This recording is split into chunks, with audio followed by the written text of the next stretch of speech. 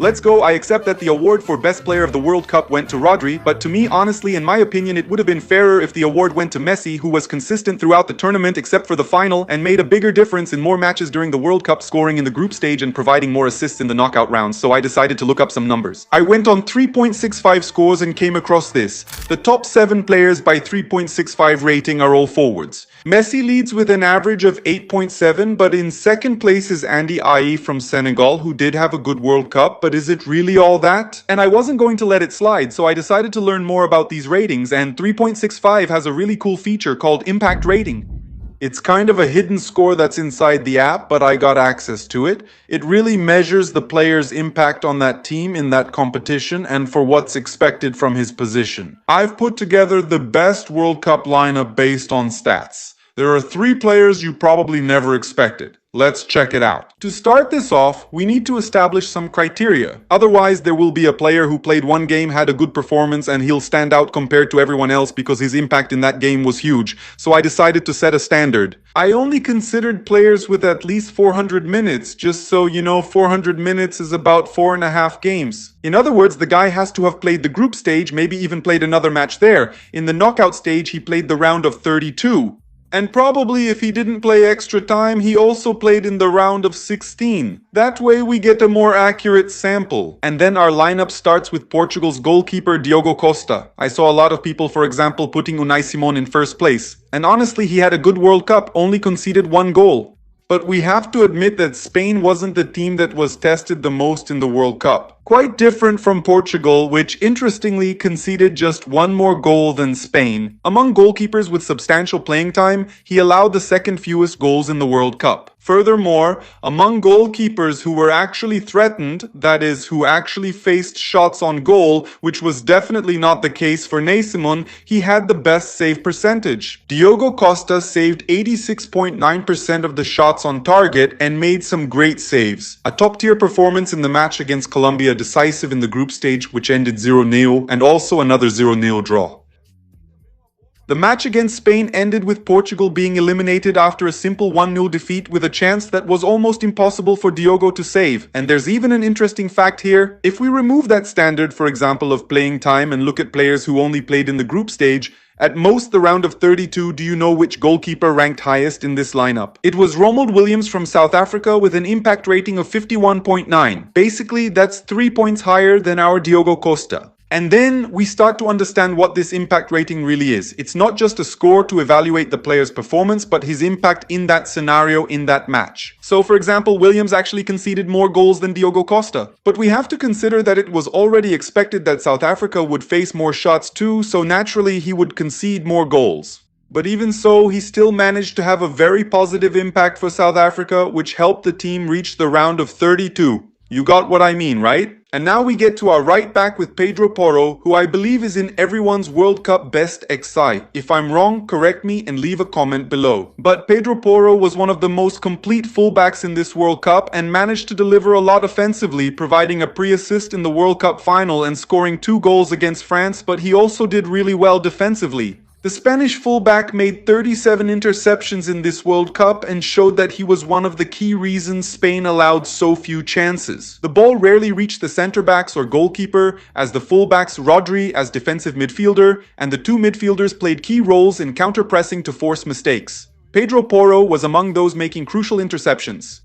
The same logic applies when we talk about the left-back position with Cucurella, who leaves this World Cup as perhaps the best left-back in the world. Nuno Mendes also had a good World Cup and had a pretty interesting impact rating, but Cucurella, by reaching the final and being able to show that offensive and defensive balance, ended up taking the spot. Just so you know, when Cucurella was on the field, Spain was the team in the World Cup with the best balance between expected goals created and expected goals conceded, showing the level of Spanish dominance in the competition. And for those who don't remember, Cucurella was actually one of the players responsible for Spain's first goal against France. It was a penalty goal, and everyone Everyone only remembers Dinedin's mistake after Warzabal's shot, but the play actually starts with a pass from Laporte to Cucurella, who advances, makes the cross, and then, in the sequence, Diné gives away the penalty by fouling Yamal. And what about Cucurella's impact rating score? It's high because he's impactful across the field. He often drops back to play as a center-back, which he did frequently at Chelsea. Many times he plays more inside, almost like a defensive midfielder, but he also knows how to overlap on the outside like a fullback. In other words, he's a guy who balances all the roles very well. Maybe less aggressive offensively than Pedro Porro, but he's very good in defensive duels and actually surpasses his Spanish teammate in that regard. Moving on to the center-back duo, here's a guy you definitely wouldn't guess. Nico Elvedi from Switzerland gets a spot in our defense. But where's Kubarski? Where's Laporte? Where's Upamecano? Where's Romero? I understand the impact rating scored Nico Elvedi's performance highly, as the defense was truly tested. And Elvedi naturally stood out, taking Switzerland all the way to the World Cup quarter-finals. In fact, I would say without any hesitation that Switzerland was one of the big surprises of this World Cup. They played a consistent game, controlled possession very well, and Elvedi often started the plays. He was on the right and Akanji was on the left. And since we're talking about numbers here, Elvedi was the #1 player in the entire World Cup in terms of interceptions. That's when we see his importance.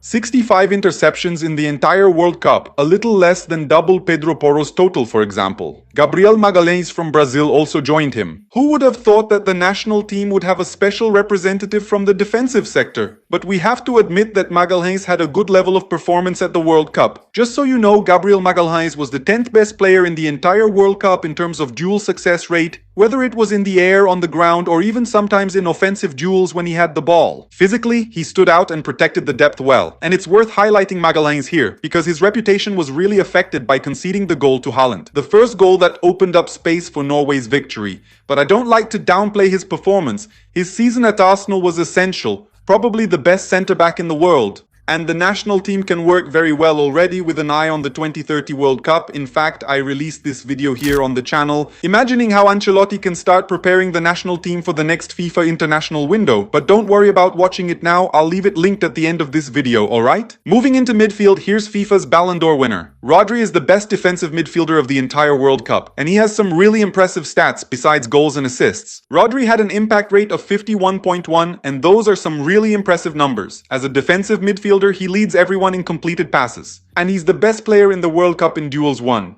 But it doesn't stop there. If we look at all the players in the World Cup, he was the second best in progressive passes. Passes that help the team move forward on the field. And that's why I say we can't evaluate a player just by assists. Sometimes Rodri starts a move that leads to a goal a minute later because he breaks a line and helps Spain move up the field.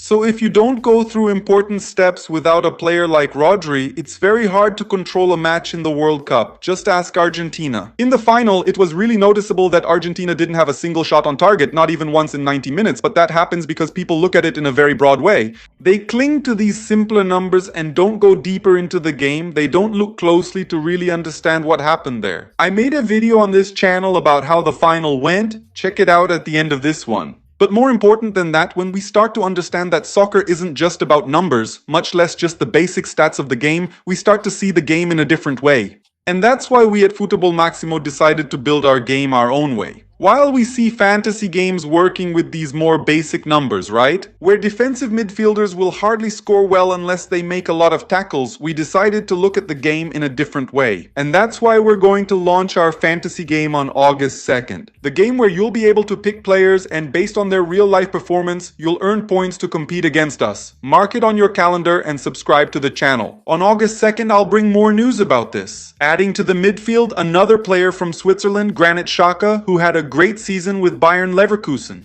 2 seasons ago, and he had a great season with Sunderland. Now back in the Premier League, he definitely deserves this spot in the starting lineup. His impact rating was 48.7 below Rodri's, but I dare say he was Switzerland's most important player in the World Cup, the player who made everything work. He was 4th in the entire World Cup in progressive passes. That's my favorite metric for evaluating defensive midfielders who build up play, and he also had 35 interceptions, a very valuable number for a midfielder. Anyone who watched Switzerland's games saw the team favored possession. They circulated the ball a lot, used short build-up play to draw the opponent in, and then looked for spaces between the lines. With that, Ruben Vargas did very well, Manzambi did very well, and Embolo, despite the red card, also did very well. And none of this would have happened if Xhaka wasn't at the base of the build-up, building attacks with the field in front of him. It's no surprise that Xabi Alonso, who coached him at Bayern Leverkusen and now leads Chelsea, asked the club to inquire with Sunderland about bringing the Swiss player to the Blues.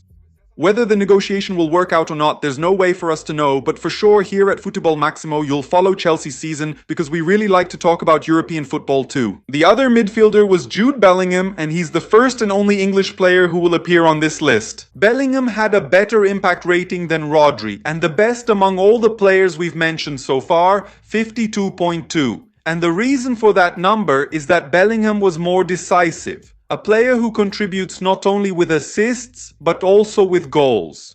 In the match against Mexico, for example, he took control of the game, was important, and also scored a goal in the third-place match. And even though, in my opinion, he didn't do so well defensively in the elimination against Argentina, he was England's most consistent player while still delivering in key moments. I really liked Elliot Anderson too, but we have to admit that there's no way to compete with Rodri in that position. So we can imagine this 4-3 with Rodri as the first defensive midfielder, Xhaka as the second, and Bellingham as the third midfielder, the one who gets into the box more but also drops back to help build up play. Some obvious names will be in the attack, but I'll save a less obvious one for last. To start, we see Mbappé with an impact rating of 72.7. He was the top scorer at the World Cup and showed in this tournament that he's not just that forward who makes runs behind the defense.